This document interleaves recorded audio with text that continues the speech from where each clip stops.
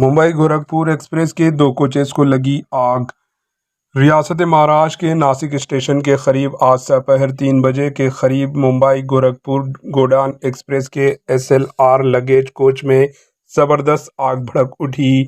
आग लगते ही ट्रेन को रोक दिया गया और मुसाफिर नीचे उतर गए। फौरी मिली इत्तलात के मुताबिक इस हादसे में 2 बोगियों को नुकसान पहुंचा।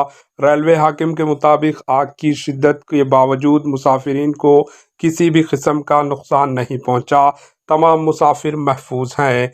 बादशाह इन कोचेस को ट्रेन से अलग कर दिया गया और ट्रेन वहां से गोरखपुर के लिए रवाना हो गई। Bureau report, ATN news.